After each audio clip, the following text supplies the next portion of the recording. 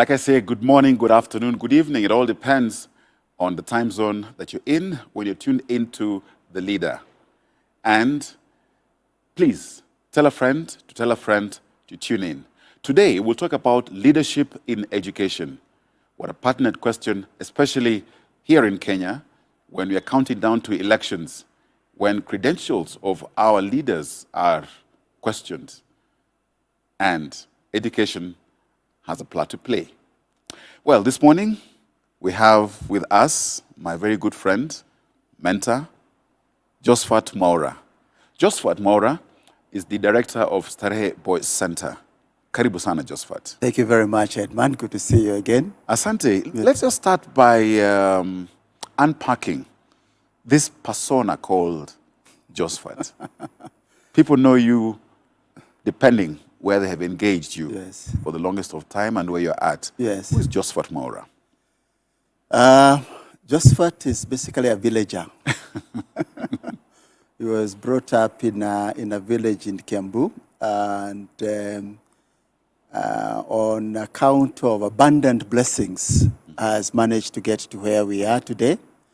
And Starehe and my mom have a very significant role to play. My mom was a disciplinarian. She brought us up, 10 of us. As you know, you know this story, Edmund. Yes. I don't know. But I want others to know.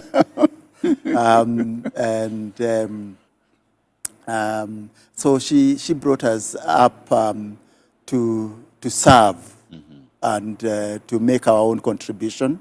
Then moved on to Starehe, where Dr. Griffin shaped, the character and imparted values that have served me the rest of my life. I see that all that I am is an account of that upbringing and the shaping and transformation I went through in Starehe. Wow.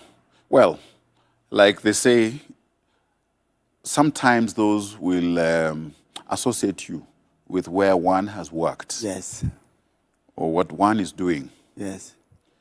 Like, maybe you've got Mama Ule Wamboga. Yes. JMO Ule Mse. Yes. Josephat wa KPMG. Yes. The question is, how did you detour, correct English, education. Yes. From being a Taiwan accountant, leading one of the, I would say, leading, accounting firms in the region, to where you're at, in terms of Starehe Boys Center. Yes. What made you move? Yes, I actually, that association, I served in KPMG from about 1995 to the time I handed over as CEO in 2019. So, having served that long, it is possible for people to associate one with where they have worked. But I like to remind people that I'm a villager, because that was a place I served for a term and for a purpose. And having done that, there's a new team. So there's now a man called Benson of KPMG. That's the man who is leading KPMG now. Yes. To come to the question about Starehe, as I said, Starehe is where I was shaped, and all that I have become is on account of the values I got from Starehe. Now, Starehe was founded in 1959 by Dr. Griffin, and he passed on in 2005. And, having such a sort of a transformative leader, looking after an institution for that long, after he passes on, there will be challenges. And in 2013, there were a group of old boys who sought me out and told me that we need help, and for that help to be provided, we needed to strengthen the Alumni Association. Initially, I resisted, but because of what Starehe is to me, I took up that role as the chair of the Old Starehean Society in August 2013. And in that capacity, in 2014, I joined the equivalent of the board. It's called the Managing Committee of Starehe Boys Center. And it is then that we started sort of shaping the center to the ideals of the founders. And in 2018, the then director had to leave. And whilst I was still serving as CEO of KPMG, I was asked to serve on a holding basis as they were looking for a new director. And I can never say no to Sterehe. Then what happened is after I was serving in that acting capacity, I remember the chair of the managing committee asking me, by the way, how long are you at KPMG? And I said, I finished in this, okay. So eventually I was then asked to serve for a term of about 3 years in 2020. And I'm glad because, and I'm saying this on behalf of men, because I'm sure within that, you're able to multitask in terms of serving to institutions. Yes. Because we say that we cannot chew gum and cross the road at the same time. So, right. So thank it was you for, a major challenge, and there was precedent. Yes. Dr. Griffin was the founder of Sterehe, but also the founder of National Youth Service. Yes, yes. So for 24 years, 24, not the sort of 2 years that I did. Yeah. Dr. Griffin was running the NYS, and he was there from 7 in the morning to 1 p.m., and then from 2 to about 9 p.m. every day. He was in Sterehe for 24 years. 24 years. I used to try and do that, go to Sterehe from about 2:30 to 9 p.m. every day from 2018, and I could not hack it. So I'm in awe of that man. Yes.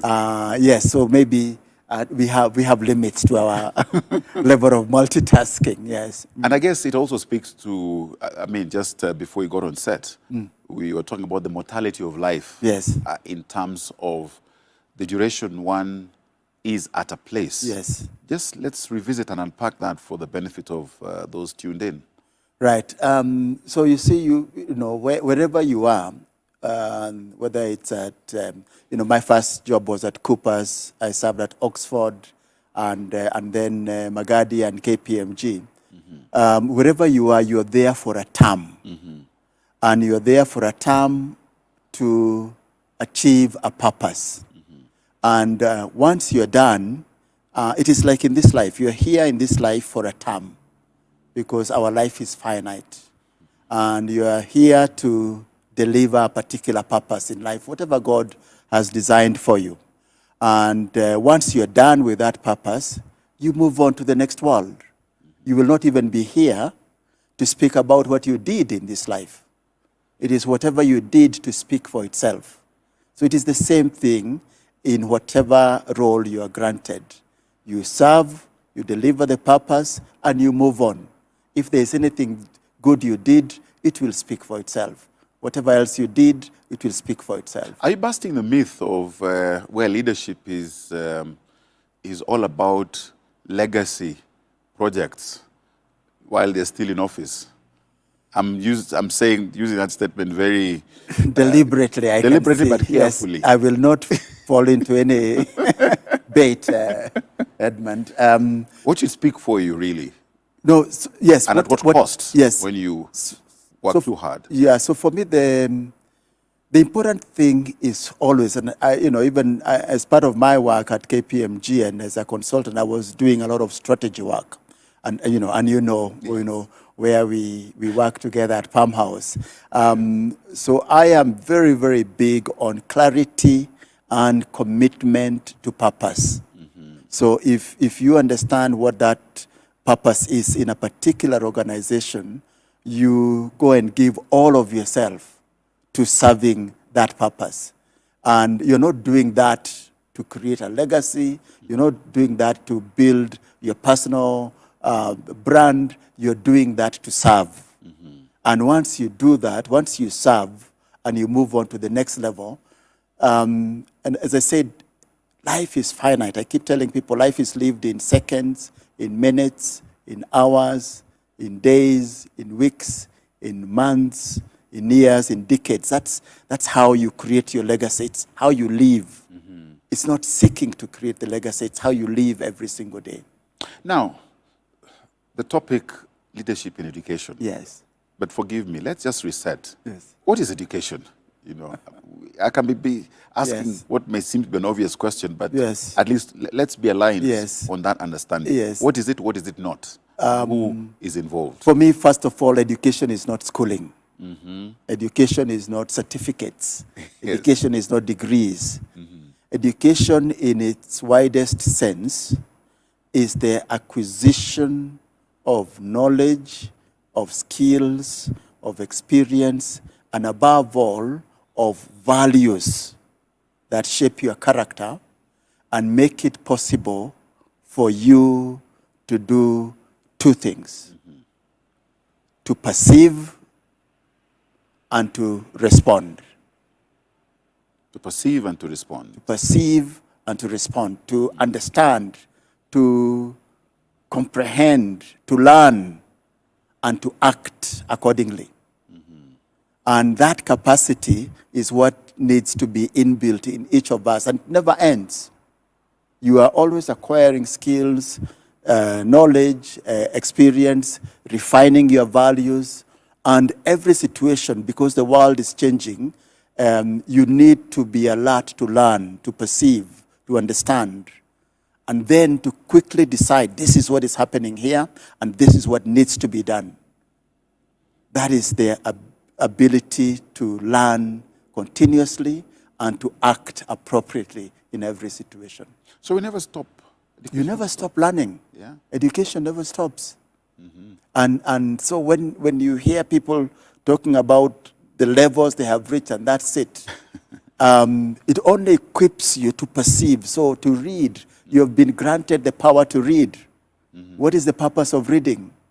It is to learn. Yes. You've been granted the power to analyze. Yes, that's education. And for me, education starts at parenting level. It continues through your faith and through your schooling Right. and life. Yeah. So every opportunity you have is to learn. And I keep saying, especially to the current students, that, you know, when you are going through school now, you're learning how to learn. You're learning how to solve problems. You are learning how to read a situation, because the world you'll be living in will be so vastly different from the world that we are in today that every single skill you have could be irrelevant. And therefore, what you need at that time is to quickly read the situation and understand this is what I need for these circumstances, and equip yourself quickly. So that learning how to learn is so important in education. So now let's focus then Yes. on the place of education in shaping quality leadership in Yes. Kenya. Yes. Is it important in leadership or for leadership? How do you respond to that? You see, and maybe what we need to start by thinking about is leadership. For me, leadership is about envisioning a desired future. Being able to craft a strategy to achieve that desired future, being able to mobilize resources to, in fact, especially, you know, people who don't want to give you money, or even, you know, human capital that does not want to go to that future that you're talking about, is content with the status quo. But you have to be able to reach into their hearts. So communication skills, you have to be able to reach into their hearts. You have to be able to communicate and bring to life your vision. So with that capacity, you then need the ability to learn. Now, how that ability to learn is assessed, is quantified, is another question altogether. Very interesting, very interesting. And so, where would you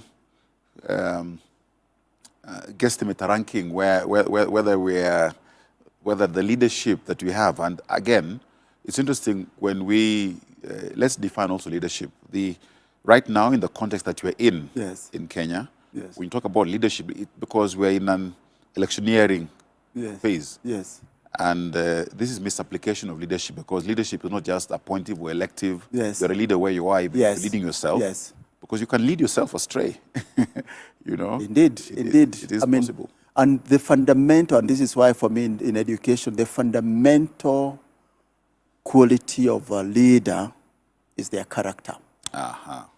That is the fundamental, that's the basis of judgment. So you have a set of values, whether it's honesty, whether it's integrity, whether it's excellence, whether it's commitment to service. You have values, and those values are applied consistently. And that is how you become who you are. And when you apply those values, everybody knows what to expect of Edmund.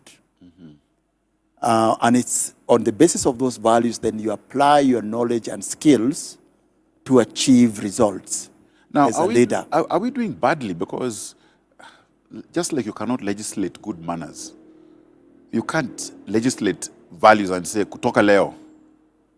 Which is why I said about those three levels. Yes. Parenting, Yes. faith, and the school system, the education system. And when we come to talk about it, that's where the competency-based curriculum Right. is supposed to be taking us. Because training, character building comes from mostly experiential training. So at home, if you want responsibility, you want to give that child some duty to discharge. And they will see the value that they deliver. You celebrate them when they do well. You give them feedback on areas for improvement, and they will inculcate that value of responsibility from that experience. Okay. Right. And we'll get to CBC Yes. in just a moment. Yes. I'd like to just stay on Starehe a little Yes. while and then move on, because Starehe is acclaimed as a center of excellence. What is a center of excellence, and what makes Starehe that as a center of excellence? Why is it a center of excellence? I would say the founders of Starehe established an internal culture of excellence. So excellence in an institution has to be embedded in its culture. Now, how did they achieve that? When you look there are a number of angles you look at Starehe. First of all, you look at what drove them to establish Starehe. Dr. Griffin was a colonial military intelligence officer who was responsible for extracting information out of Mau Mau operatives in Murang'a. The other two founders were actually detainees in Manyani. They met across a prison fence, but they were able to build trust and common understanding of the purpose that they were each trying to achieve.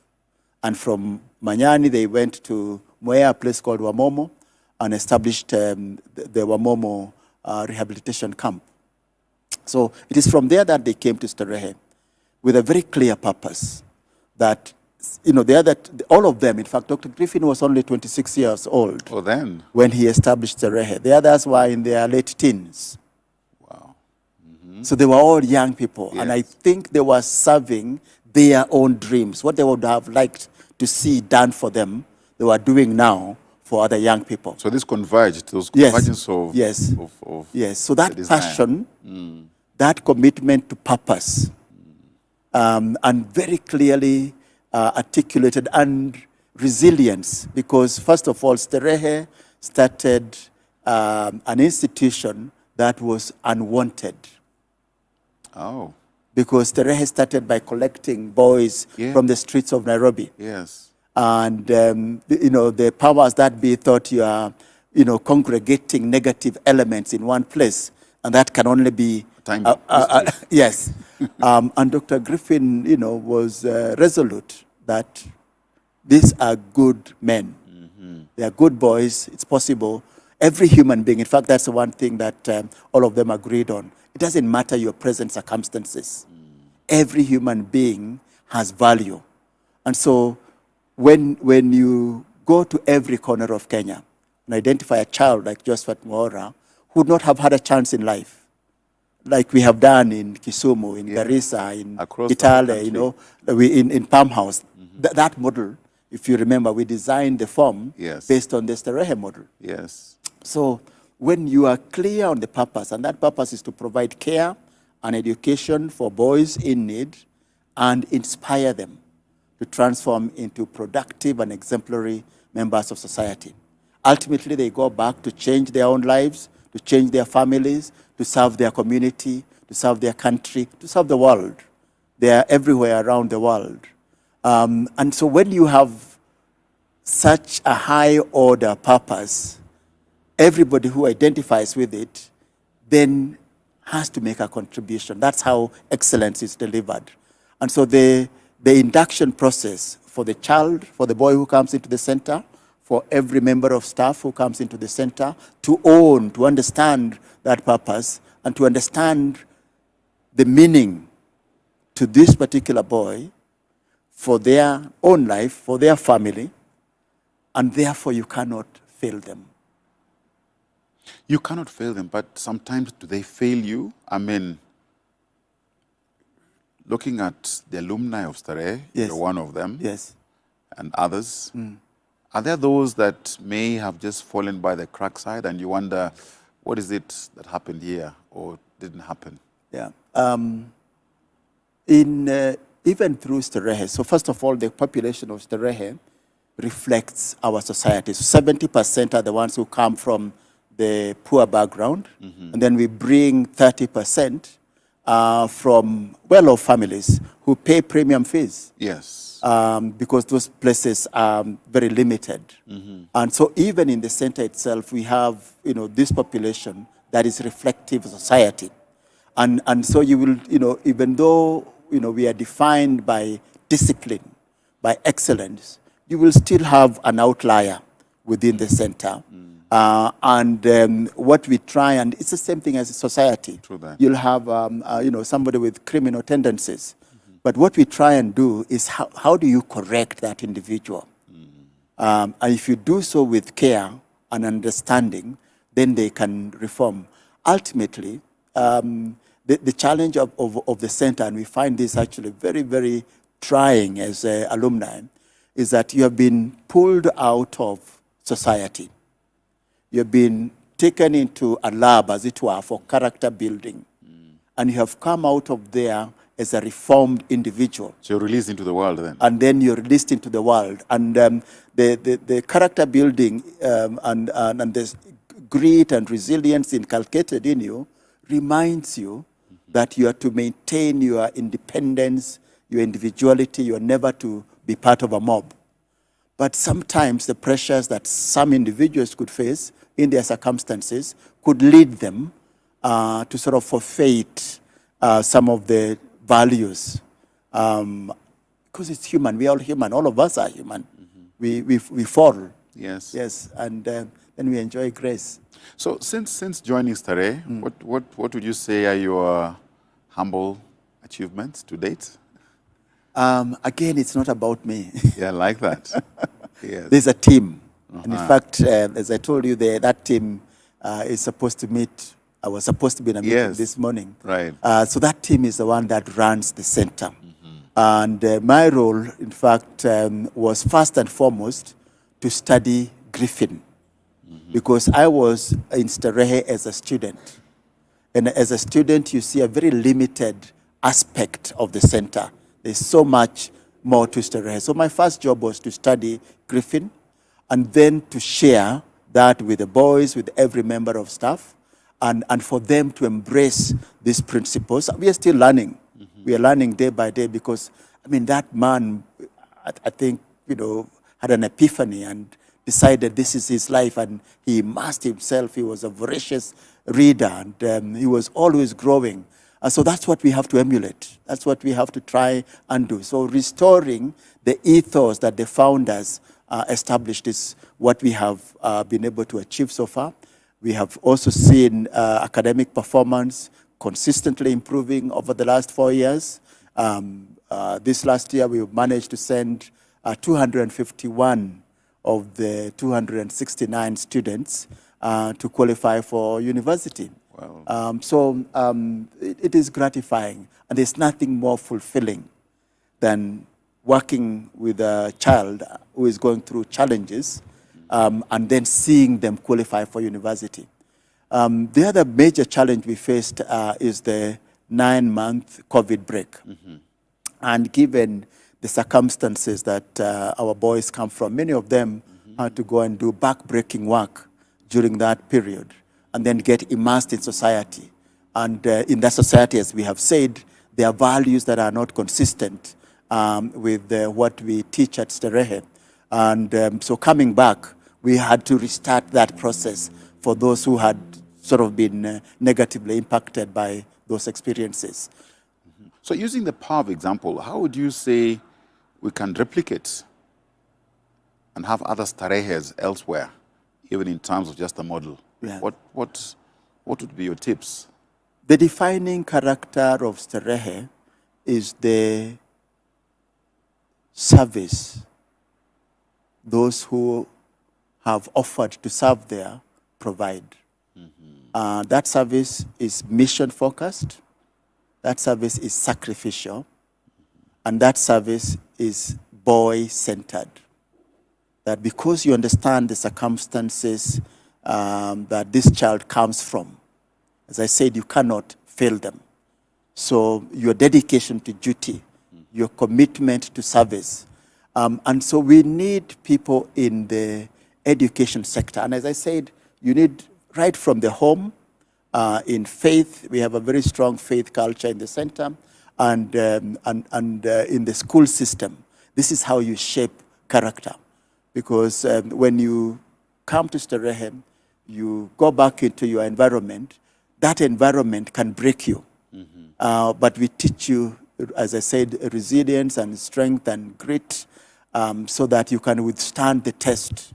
But it is trying almost through life, because you have been pulled out of that environment and you have to continually be a change agent in that environment. So the way to replicate this is to invest in the children their own dreams first, Yes. that they claim their own aspirations so that they work for themselves. And then secondly, most importantly, to have leaders, why this conversation is important, leaders in that environment, in the home, in their faith institutions, in the school system, who model the values that will serve them well in the future. Because I find wherever we are, wherever you find a child going wrong, the child is innocent. The child has been misdirected by an adult somewhere. So if we can get our acts together as adults, we will get the children right. And I like that because it's then now dovetailing into the competency-based curriculum, Yes. CBC. Yes, And we're in a transitioning phase, yes, an alignment. And Yes. of course, COVID had its own Yes. Yes. manenos, as we yes, say. yes, How are you shepherding the institution, Yes. being part of the team, into transitioning into CBC? yes. And we might as well just start with the importance of CBC and just how the two education systems are aligned, dovetailed, transitioning. Yes. I think for me, we need to do more for every one of us, not just teachers, not just students, not just, the education managers, to understand what CBC is. Very briefly, CBC, first of all, has its genesis in Vision 2030, where as a country we went through a process of identifying what ails us and what do we need to change and become by 2030. And we realized that from an education perspective, we are not preparing children for that world. We are not preparing children for that middle-income country we want to be. We're not preparing children for that industrialized country we want to be. And so the education system had to change. The second thing that happened after Vision 2030 under the political pillar is the new constitution, 2010. And again, that new constitution recrafted our nation and established a governance framework, established a character of a citizen that we realize the aspirations set out in that constitution. And so to align the education sector, to align the nation to Vision 2030 aspirations, to align the nation to the new constitution, there was a task force established in 2011, chaired by Professor Douglas Odhiambo. And it is that task force that then came up with a proposal to change our education system, not only to align it to Vision 2030 and the Constitution, also to achieve some degree of international alignment, because they found that we appeared to be spending far too much time in primary school, whilst the education in other countries was invested more in secondary school. And so that's how CBC came about. And the other thing about CBC is again, what we defined education as. True education is the acquisition of knowledge, skills, experience, moral values that you can apply for your life situation, that you can use to understand where you are at and apply to grow and transform your life. And so for me, my reading of CBC is not actually just about the school system. It's a very holistic attempt at transforming the character of our nation. And the mistake we are making right now is that we've got a whole lot of people who are not investing enough time to understand CBC.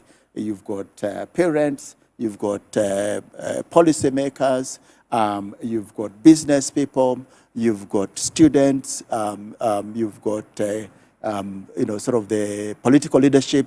All of these people need, and society at large, need to understand what it is that CBC is trying to achieve. Because if we don't understand that and we just change the child, this is a child, this is new wine that you'll be putting back into old wineskins and they will burst. So you'll be training this child, and especially CBC because it's predicated primarily on day schooling. Here you are training the child, and then you're throwing them back every day into this culture that is not itself transforming. So we need to also start transforming in the home, in the workplace, to embrace the same values that CBC is inculcating in the children. Now, the structure of CBC, you've got 2 years of pre-primary education, you've got 6 years of primary education, you've got 6 years of secondary education, and 3 years of tertiary. And right now, the transition that is happening, we've got students in class 8, yes, and you've got students in grade 6. The class 8 students will be proceeding to Form 1 in January 2023. The grade 6 students will be proceeding to grade 7, which is junior secondary, yes, in January. So we'll have a double intake. So in Starehe, for example, this year we brought in 308 Form 1. So next year for that double intake, we will have 616. Wow. Now, you can imagine then how that stretches the capacity of teachers, the capacity of infrastructure, yes, and the costs of running the institution. In Starehe, we have a sponsorship model. So it costs us about 140,000 to look after a child every year. Because we provide everything. When a child comes into Starehe, they don't come carrying their mattress and blankets. No. They are provided, those in the center, their toothpaste, their soap, their towel, everything, yes, everything is provided. So that 140 covers the costs of so now we have another 308 to look for sponsors for. And we look for sponsors in individuals. You know, the work you do in Palm House, you sponsor our children. So the same way we reach individuals who can give, whether it's 30,000 or 20,000, whatever. It all helps. Yeah. It comes together to get to. So the challenges of finances, of infrastructure, of staff, because we will be running these two systems in parallel until 2027, because you'll be having another class of 844 coming in 2024. Yes. Okay, so that class will be the last 844 to do KCSE in 2027. Wow, quite a task. And I'm imagining even just if we just stay there for a moment. Yes. When you look at the aspect of the teachers in retraining, transitioning, and the same, you want to multi-task or Yes. multi-teach Yes. two systems. Yes. Where one, is being phased out, the other is phasing in. Yes. Do they get burnout? I mean, it's a challenging time for teachers, because especially in the season that we are in, as we say, the effects of COVID. So last year, we were able to cover the curriculum in 9 months because, of the tight academic calendar. This year, we are doing so in about 6 months. So you can imagine the pressure in the school system, on the boys themselves, especially when the exams are so important to their lives and to their families as they are for a student in Sterehe. You can imagine the pressure on the teacher, who has now to cover the syllabus and prepare the child for the next level of their life within this very tight academic calendar. And within that context, with crippling shortages of teachers. For example, in Sterehe, we are supposed to have 69 teachers under what is called curriculum-based establishment. We have 38 from the TSC. So shortfall of 30 Yes, at least. yes, 51. yes. And so, the load on the teacher, the number of lessons that they have to cover. So it is an overwhelming time for teachers. But at the same time, these teachers have to go through retraining. Retooling them, yes. Yes, so they all have to, first of all, understand CBC, just the number of levels, the stages you go through, how the assessment will be done within CBC, what outcomes you'll have out of CBC, so that they understand the child who is going to come into the junior secondary school. They also have to equip themselves on the new curriculum design. So if you're a teacher of mathematics, you have to understand what the new curriculum design is and how it will be delivered, especially to inculcate the values that CBC intends to inculcate in the students. So all of that is happening in parallel. And then, as we said, we have this double intake in January next year and the next year. And so the pressure on the system, on the teachers. So right now, in fact, one of the questions I was asking TSC is, anybody who is an economist or a statistician who wants to transform into a mathematics teacher, what program do you have in place for that conversion? Because a teacher is going to be in demand. Oh, yes. Yes, a teacher is going to be in demand. So anybody who is out there, invest time to understand the CBC system, because you're going to have a role to play in shaping your child, in shaping the community. All there are individuals who may not have work, who can convert themselves into teaching resources, because there's going to be a shortage. The other area we're expecting is that the private sector is going to expand, especially junior secondary. There will be primary schools, private primary schools, or I expect, because of the pressures on the public system, the government will also be looking at some public schools that will have to host junior secondary because of those numbers. So that expansion in the education sector will result in growth, will result in demand for capacity. So we have to have people who are ready to take up those opportunities. Wow. What about now? That's teachers. What about the students? And then we'll talk about the parents in terms of the pressures. Yes. So you've got the 844 student. In fact, the class of 2023, the students who are going to be in Form 4 in 2023 and 2024, one of the messages we have shared with them is that make sure you carry no deficit forward. Because there will be such pressure within the school system when you're running these two systems that you won't have time to make up for things you should have done in Form 3, Form 2, or Form 1. So carry no deficit forward. The second thing about students, the age of the student we're expecting is about 1 year younger. Yes, into junior secondary. Yes. So the care that you provide, the way you induct them into the system, and especially, this culture that happens in other schools that is not present in Sterehe, the bullying and hazing that goes on in schools, those children cannot afford that. So we need to reform our schools now to be centers of care, where individuals can come in and enjoy comfort and enjoy elderly brother or sister support, not being treated cruelly. Yeah. The parents, because now you find typically our traditional year used to be 3 months, just under 3 months of term, slightly under. Yes. You have the typical Easter break, then you go back, then you have the August, and you have the extended, Christmas period when exams are ongoing. Yes. But I'm looking at the pressure on the parent in terms of in the transitioning period, Yes. where you basically have the students home for a week, 10 days at the most. Yes.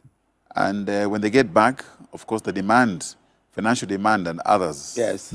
come into play even Yes. before you. Yes. So So speak last to the year and lens this year, of yes. the parents. So last year and this year we were running 4 school terms Yes. because of this compressed calendar. We have to cover material that we missed out in the 9 months that children were away at home. There are a number of things that have happened to the parent because, first of all, the period that the children were away, secondary school children were not used to spending time at home when all the members of the family are there. Yes. So you were there for initially during the lockdown. So everybody, you are there on your phone, you're there, your mom is on their computer, your dad is on their computer, your brother or sister is at the corner there. So you are in this precious system. And one of the things that began to happen to children, they began to experience the dynamics in their home that they had not experienced before. Yeah. The tone, conflict, in some cases, violence. Yes, unfortunately. And so that child has come back into the school system traumatized. The parent is also, sort of pulled apart.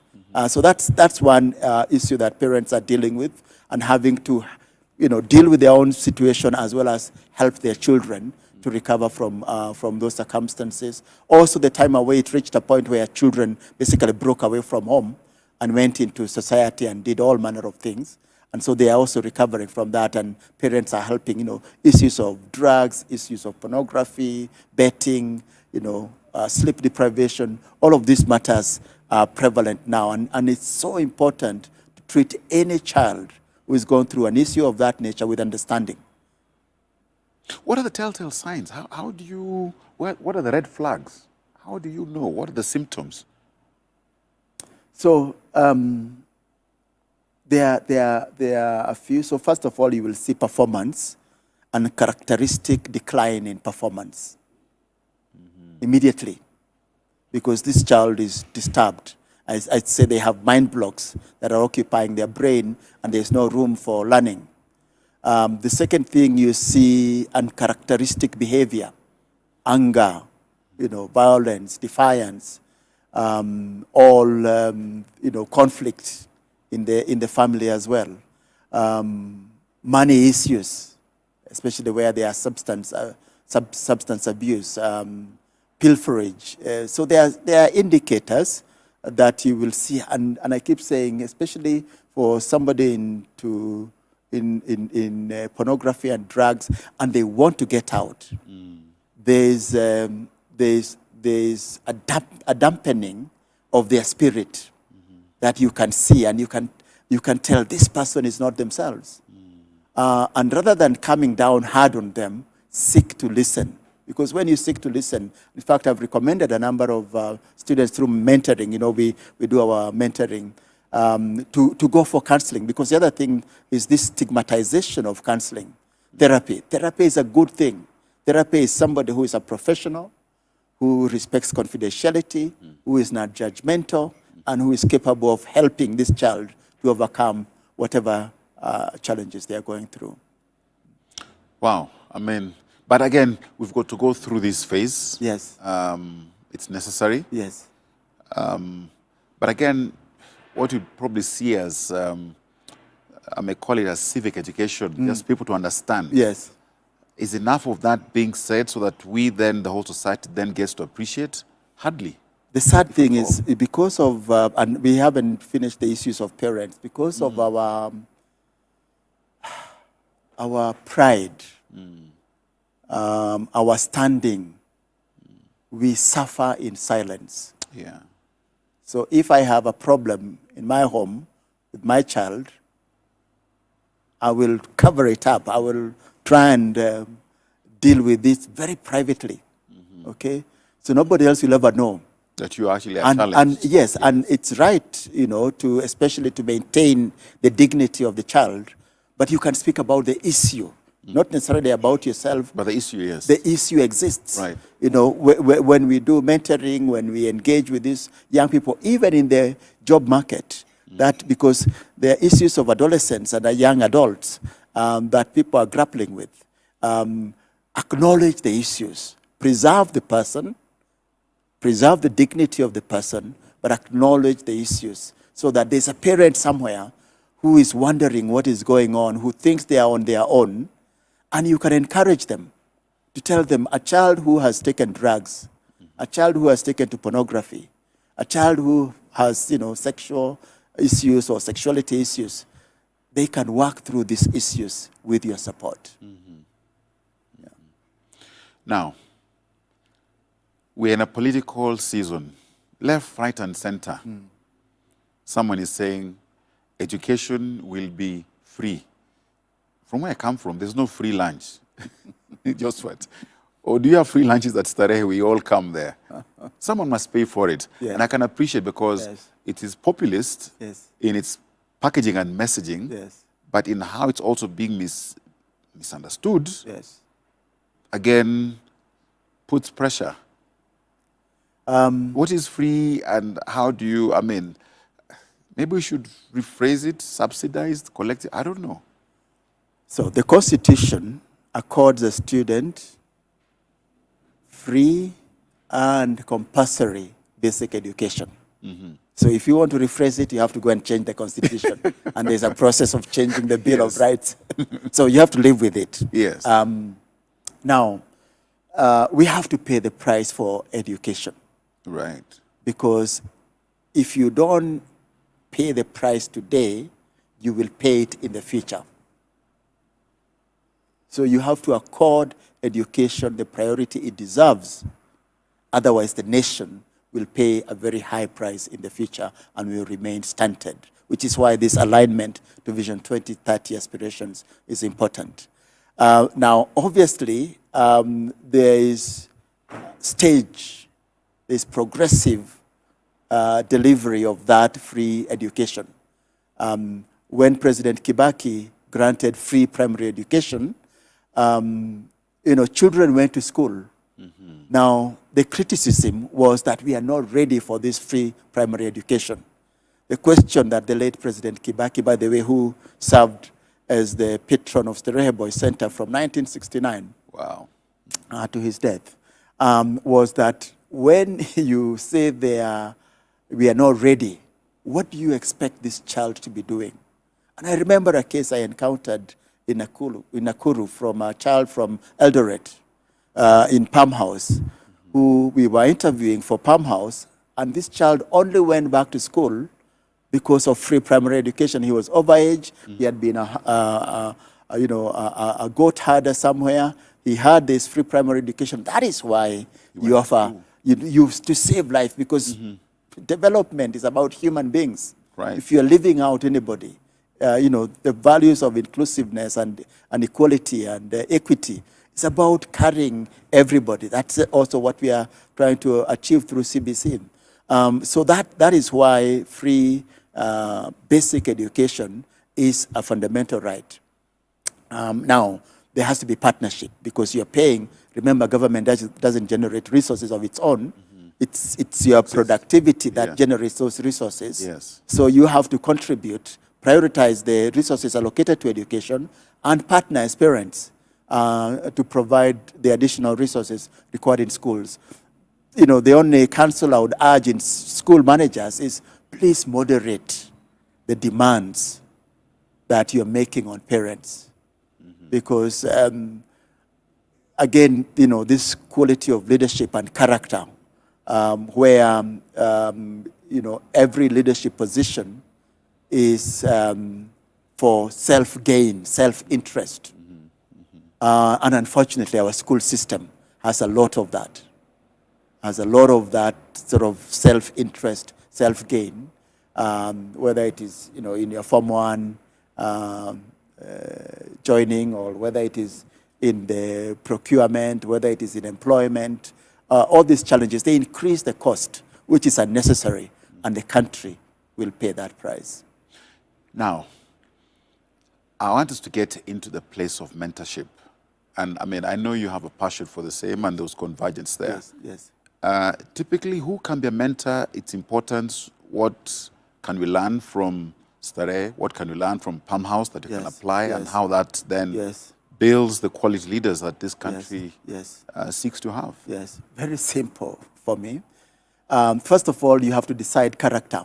Yes. Okay, as an individual. If you intend good, you can be a mentor. Very simple. If you intend good, you can be a mentor. Because every single person has a story. Everyone has a story to their life. I use a framework I call 777 Life. Yes. We have gone through it in Rangi Saba when we were doing the first strategy for Palm House. Yeah. And you get to know the story of the individual, the first 7 years of their life in 7 dimensions, and then you look ahead at the next 7 years. And when you hear that story, it inspires somebody.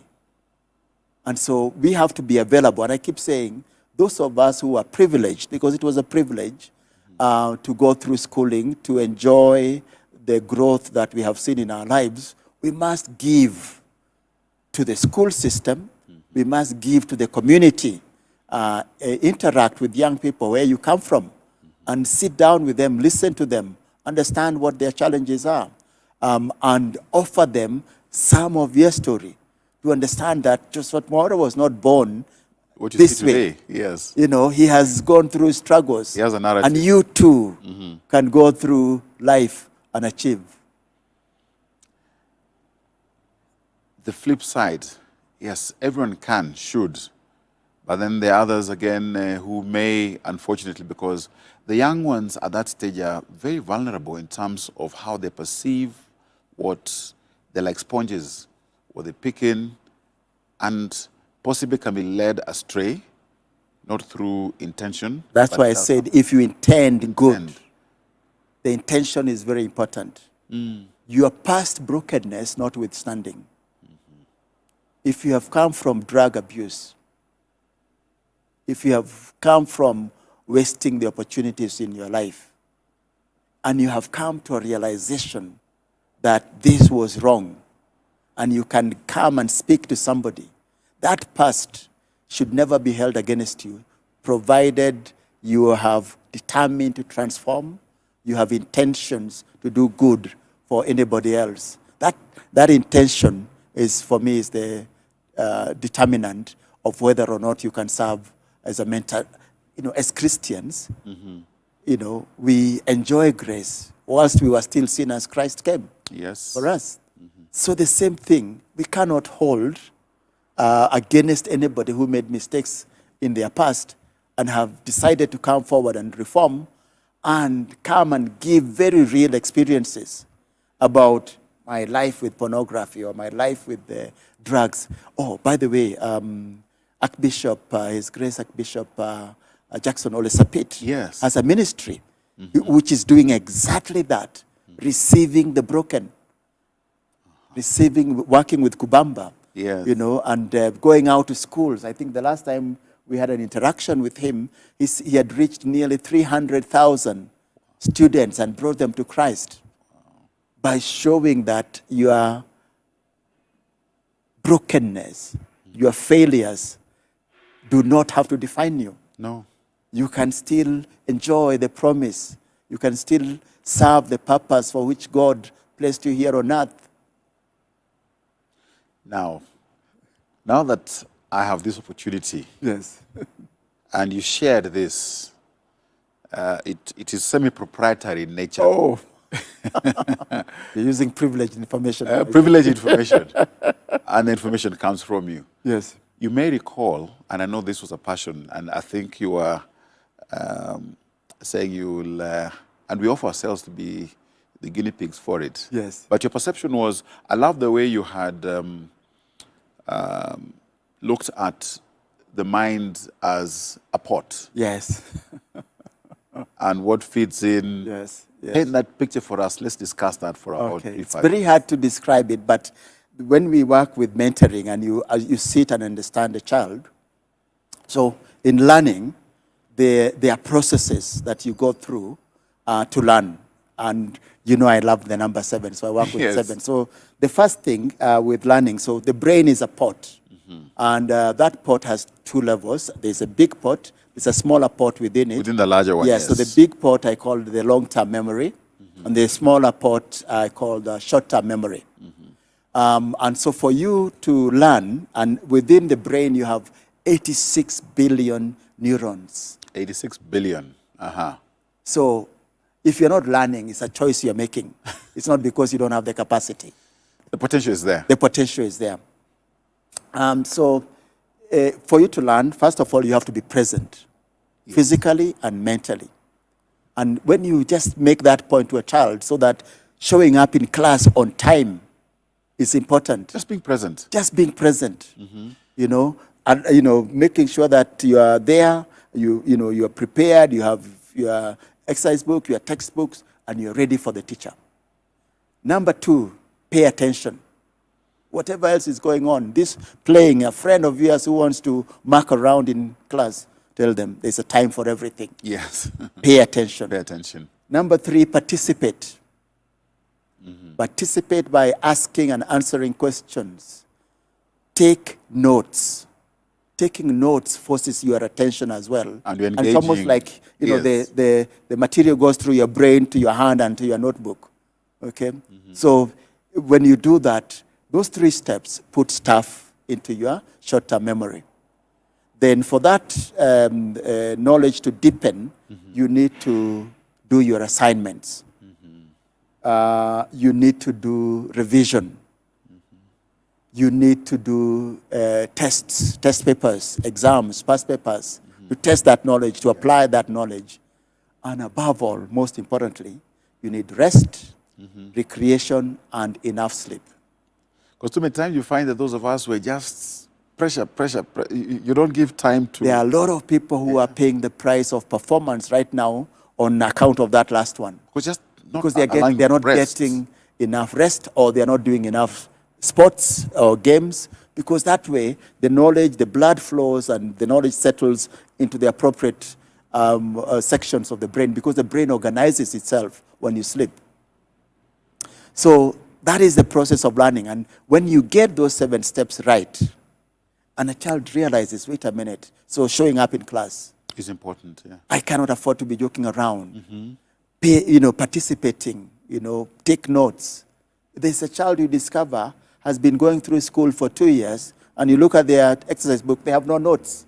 Teachers must follow up, must check. It should not be necessary, because you should know as a student why you came here. It's important for us, since we're older, experienced, to guide. To guide. That's why some schools have these diaries where you come and check every end of day. Yes, I do. I have like that daily basis. You come and check what the child has done. Right. So that and then you have a recall process. So that's the acquisition cycle. Then you have a recall process. And so when the brain is clear, that works so smoothly. A child smiles through every exam because everything is working. But you have these mind blocks. Family. If you have all manner of circumstances, brokenness, I call it the belonging challenge. There's no love, there's no belonging. Because either there's poverty that makes you wonder why you're on this earth, or there's conflict, there's separation, there is dispossession. There are all manner of issues at the family level that a child even sitting in class cannot be present because of those issues. And then you have what I call negative coping, where the second thing they do is maybe turn to drugs. Yes. Or going to pornography, because of these gadgets. Yes. This especially happened during COVID. Right. Because children quickly got bored with this online learning and decided, I have this gadget. Navigating and you parents, you tell your child, keep your door open. Yeah, I'll keep it open. But I know how to flip and change. You have sex, and I am adding sexuality issues, where children are getting confused about who they are. You have issues of strong emotions, grief, again from COVID. If you lost a loved one, or you had conflict and you hate somebody, or you fell in love and you're infatuated to this little girl, then you have stress that emanates from academic pressure that may be placed upon you by your parents, by peer pressure, or by bullying, okay, where you cannot be at peace. And finally, there's also that issue of sleep deprivation, and especially again because of gaming, betting. There are people who are staying up all night, and their brain then doesn't have that rest. And when you've got this, they go and block the brain. I call them mind blocks. And even if you're putting in hard work, it really frustrates children when they don't understand what these mind blocks are, and they are putting in the work, but they're not seeing the results. That's when they need mentoring. That's when they need care. And in some cases, you need to refer them for therapy. Wow. Just I can't believe that time has flown. Oh. In fact, to the extent that you're so lucky, I would have asked that parting question, parting shot, in under 30 seconds. Yes. Because you said you're there for a season, for a reason, and you'll not be at Starehe forever. Yes.